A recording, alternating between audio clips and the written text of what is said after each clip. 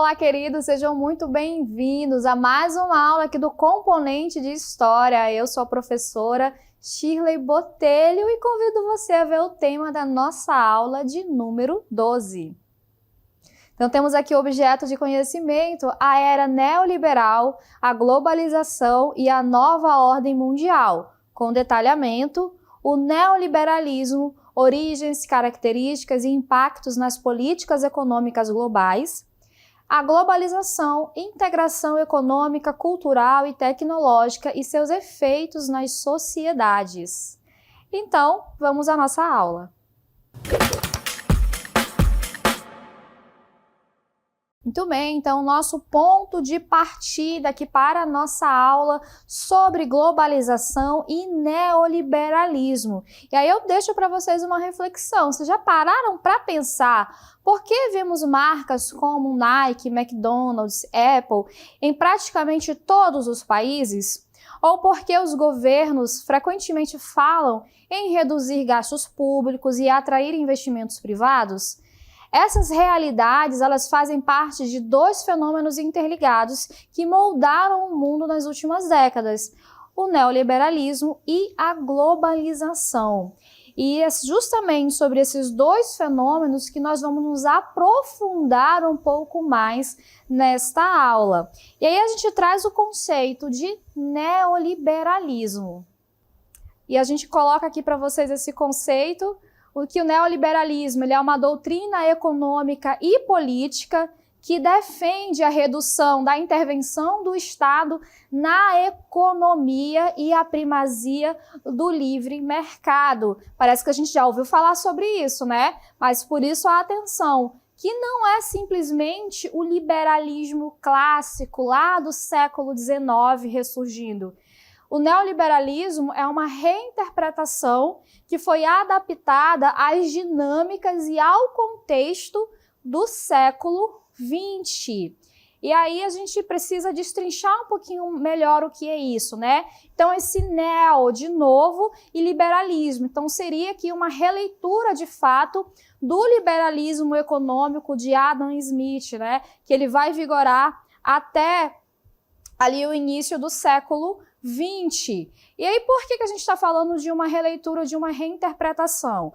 A gente coloca aqui para vocês as origens do neoliberalismo, né? Que ele vai nascer como uma reação a um modelo anterior. Esse modelo que vai surgir, que está ali antes do neoliberalismo, a gente chama de keynesianismo. E aí a gente continua aqui, que entre os anos de 1930 e 1970, predominou em muitos países o estado de bem-estar social, onde o governo ele tinha papel ativo na economia, criava empresas estatais, regulava mercados, oferecia serviços públicos amplos e investia pesadamente em áreas sociais. A gente está falando desse modelo que se chama de keynesianismo. Esse modelo keynesiano ele vai surgir após a Grande Depressão ali de 1929, né? Quando teve a grande crise do liberalismo econômico com a quebra da Bolsa de Valores de Nova York.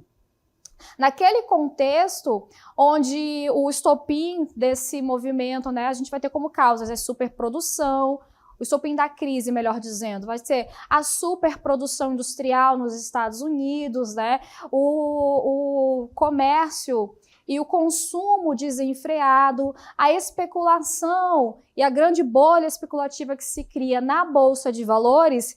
Todo esse cenário ele vai desencadear numa crise generalizada que vai afetar diversos países no mundo, tendo início ali nos Estados Unidos. Então, a partir desse momento, começa-se a se pensar numa alternativa para esse liberalismo, que, olha, ele entrou em crise, precisa então que o Estado faça alguma coisa. Lembrando que o liberalismo, ele vai surgir justamente ali no século XVIII para combater a atuação do papel do Estado na economia, né? Ele vai defender a livre concorrência, ele vai defender o livre mercado. Adam Smith, ele vai trazer algumas ideias centrais para essa corrente econômica, né? a mão invisível do Estado, que se autorregularia e não precisaria dessa intervenção estatal. Mas agora, ali na década de 30, ali no ano de 1929, melhor dizendo, esse modelo ele entra em colapso.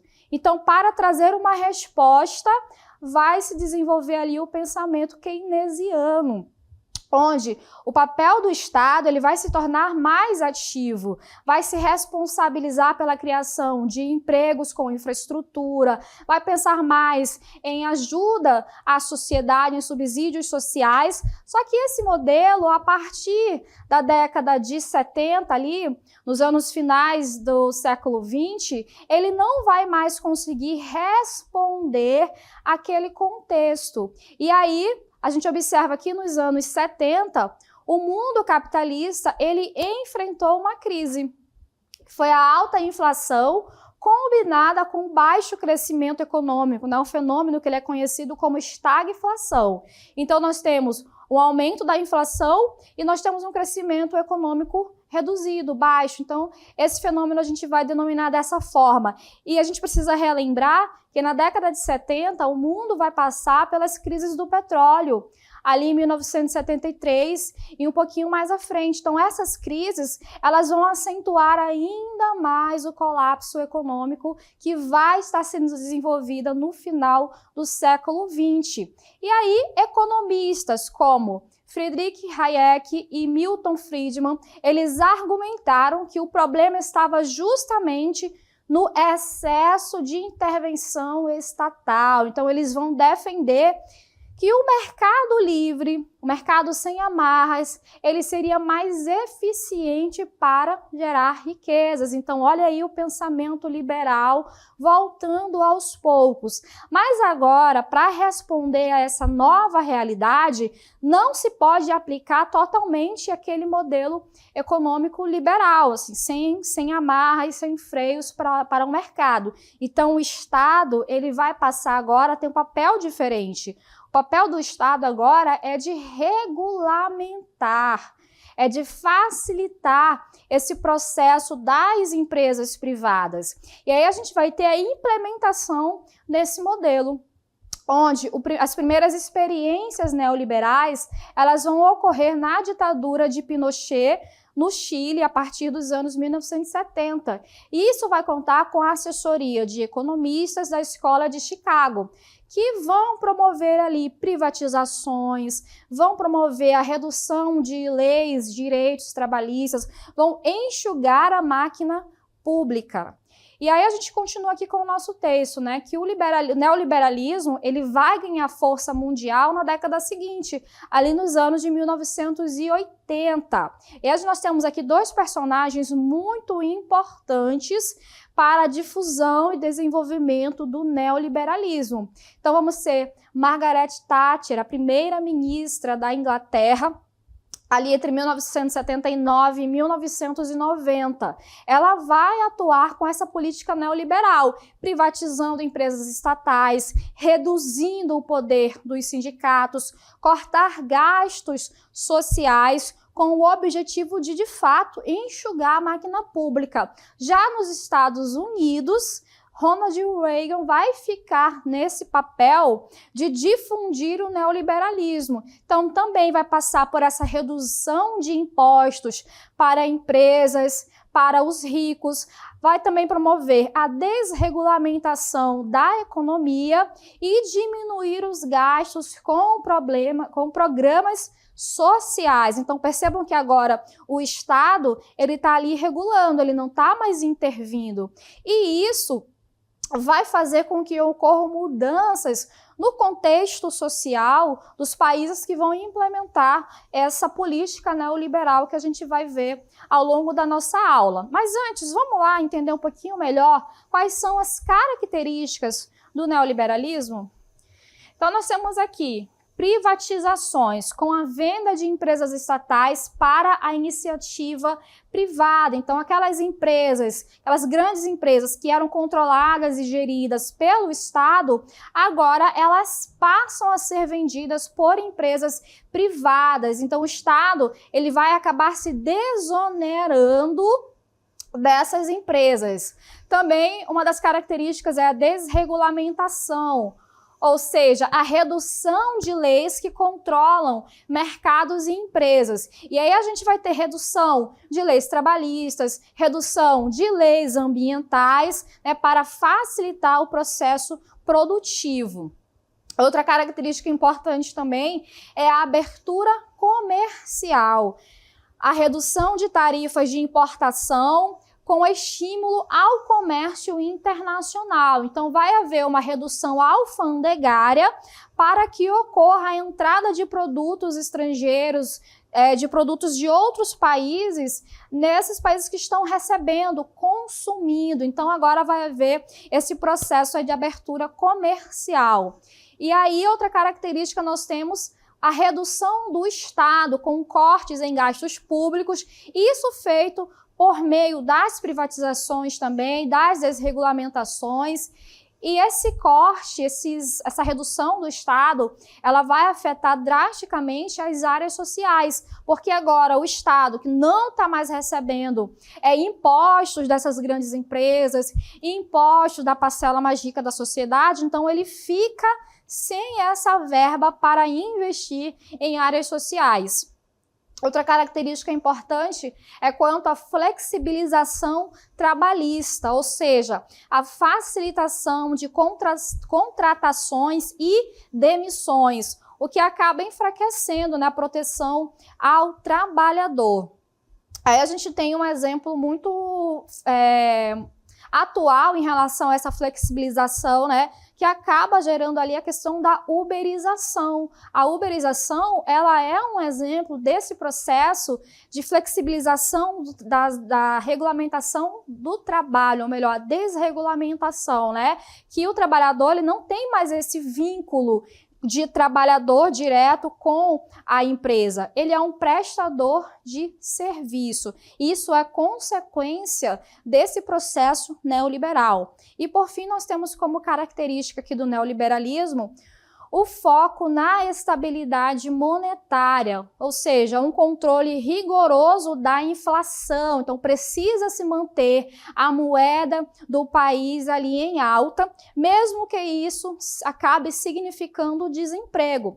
Porque um país que tenha estabilidade monetária, isso significa que ele é um país bom de investir. E se ele não possui essa estabilidade, os investimentos eles não vão ocorrer de maneira satisfatória. Por isso, então, mesmo que signifique desemprego, muitos países eles acabam fazendo esse controle rigoroso na inflação. E aí a gente parte para um assunto, para um tópico muito importante que vai acabar se tornando uma justaposição aqui do neoliberalismo. Então, a gente tem a globalização. Mas vamos lá para o conceito? Primeiro, a globalização ela é o processo de integração econômica, cultural, política e tecnológica entre diferentes regiões do planeta. E embora trocas entre povos sempre existiram, a partir dos anos 1990, esse processo ele se acelerou drasticamente. E aí a gente precisa entender um pouquinho melhor do que a gente está falando aqui, né? E qual a relação da globalização com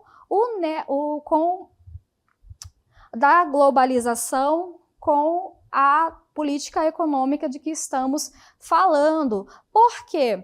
Porque o neoliberalismo ele vai acabar acentuando ainda mais a globalização. Vocês percebam aqui esse pano de fundo que nós estamos? Aqui atrás de mim, nós temos o mapa mundi, né? Então, o mapa mundi é um pouquinho diferente, porque o mapa mundi a gente observa ali as fronteiras, os países muito bem delimitados, mas esse mapa mundi aqui atrás, percebam que ele está cortado ali por linhas diversas, né, que vão de um continente para o outro, de um país para o outro, formando uma grande conexão mundial. Então, o processo do neoliberalismo que vai acabar com barreiras alfandegárias, que vai acabar com várias taxas, né, que interferiam essa relação intercambial entre países, ela vai acabar facilitando no processo de globalização, ou melhor, intensificando esse processo. Porque alguns estudiosos argumentam que esse processo de globalização, ele vai ter início ali durante as grandes navegações no século XV, quando os países europeus vão em busca de novas rotas para chegar até a Índia e aí vão se aproximando, vão chegando em outros continentes e tornam aí essa troca intercambial. Mas o neoliberalismo, ele traz um pano de fundo diferente, porque agora, com a quebra dessas barreiras alfandegárias, isso vai permitir que empresas que têm sua sede em determinado país acabe tendo filiais em outros, onde esses produtos serão vendidos e exportados para várias regiões do mundo. Quais são os pilares, então, aqui da globalização? A gente vai ter a integração econômica, onde as economias nacionais elas ficaram profundamente interligadas. Então, empresas passaram a produzir em escala global, onde um iPhone, por exemplo, ele é projetado nos Estados Unidos, ele tem componentes fabricados na Coreia do Sul, no Japão, em Taiwan, e ele é montado na China e vendido no mundo todo. Esse fenômeno da integração econômica, ele criou as cadeias produtivas globais. Além disso, o capital financeiro, ele circula livremente. Então, investidores, eles podem comprar ações em Tóquio, títulos em Nova York e imóveis em São Paulo com poucos cliques, sem sair de casa. A integração cultural também é um ponto importante. Que vocês assistem séries sul-coreanas, escutam música em inglês, come comida japonesa, isso também é um sintoma da globalização cultural. Então, houve uma difusão intensa de costumes, de valores e produtos culturais pelo mundo. O cinema de Hollywood, por exemplo, o pop coreano, o futebol europeu são consumidos globalmente. Só que a gente tem um adendo aqui, né? Também, além de ter essa difusão cultural, alguns críticos apontam que isso também gera homogeneização cultural. Então, o domínio de padrões ocidentais, sobretudo americanos, ele acaba ameaçando culturas locais e tradicionais com este consumo em massa de culturas que não correspondem à cultura local. Outro ponto importante é em relação à revolução tecnológica. A globalização ela seria impossível sem a revolução nas comunidades e nos transportes.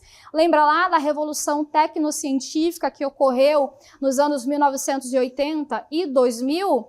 A internet, os satélites, os celulares, os aviões a jato, os containers marítimos, eles tornaram essas dinâmicas ali irrelevantes, né? Então, porque hoje você conversa instantaneamente com alguém do outro lado do mundo. Então, essa conexão global que vai ocorrer por conta dessas mudanças políticas e econômicas que surgem no final, a partir da década de 70, e as mudanças tecnocientíficas que foram promovidas ali na década e difundidas, sobretudo, né, a partir dos anos 80 e os anos 2000, que vão facilitar todo esse processo de conexão. E a gente começa a discutir, então, sobre a relação entre o neoliberalismo e a globalização.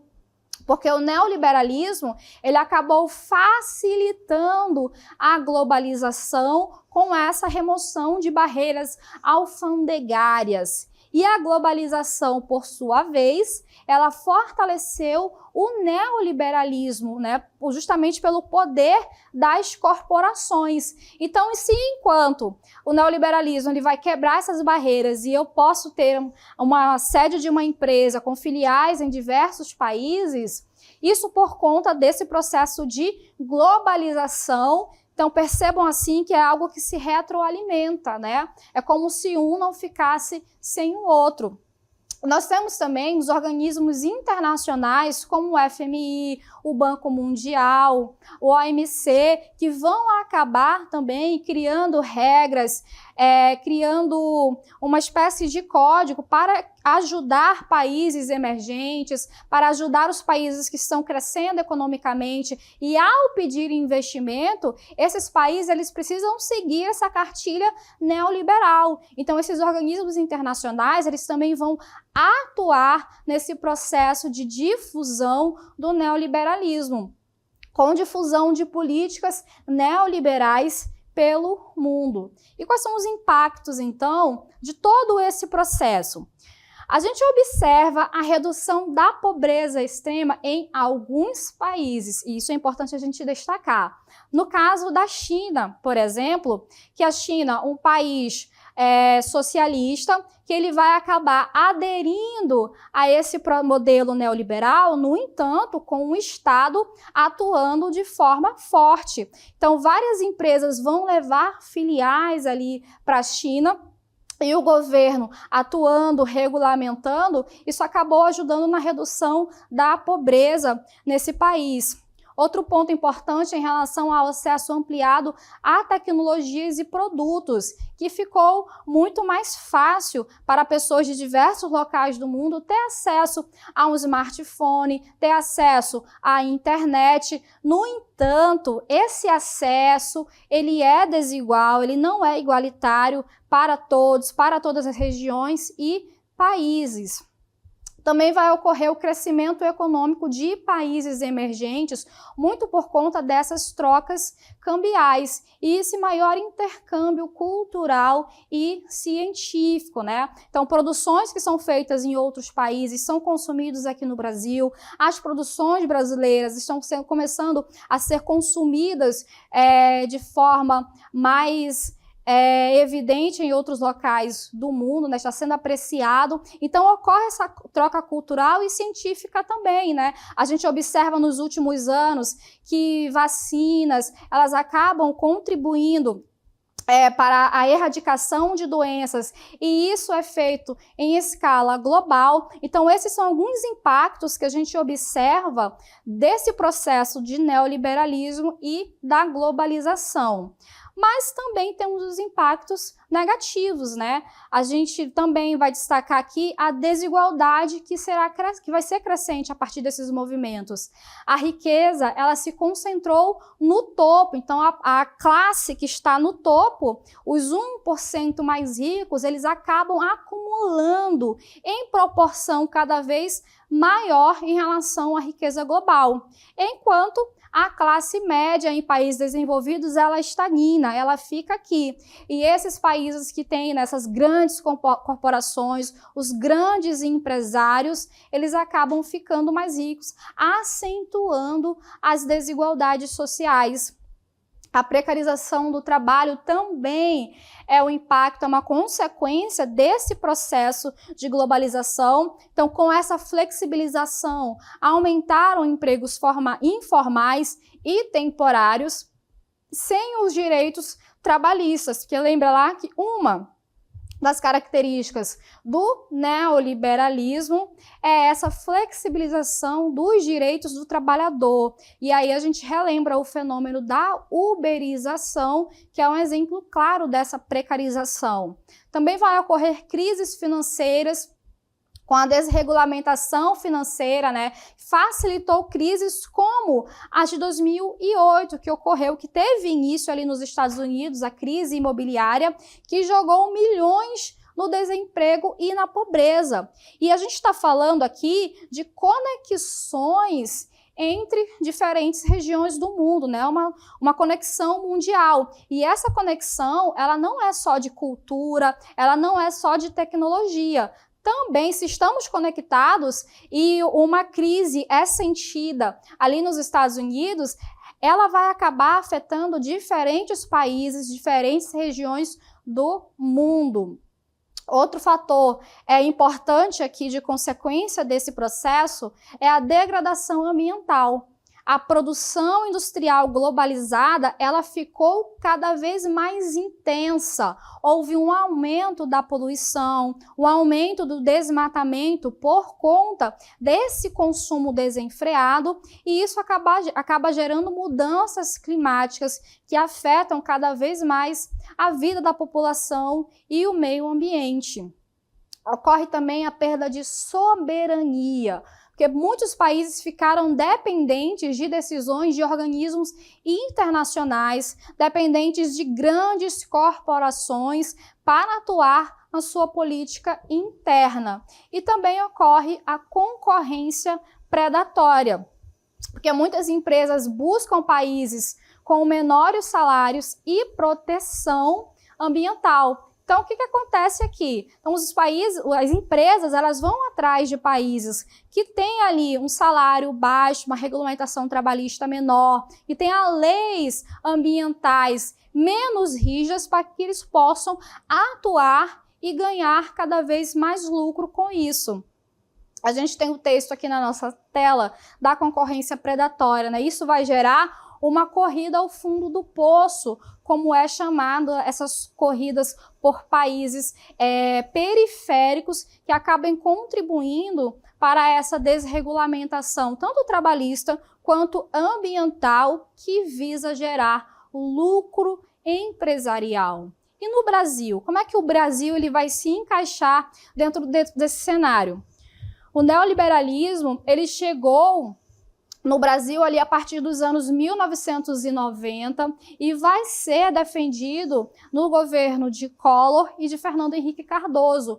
A gente vai observar isso com as privatizações, a Vale do Rio Doce, a Telebrás, que serão privatizadas, também uma abertura comercial abrupta, ou seja, uma abertura aos produtos estrangeiros, o que acabou prejudicando a indústria nacional. Já nos anos 2000, houve uma tentativa de equilibrar com políticas sociais, né?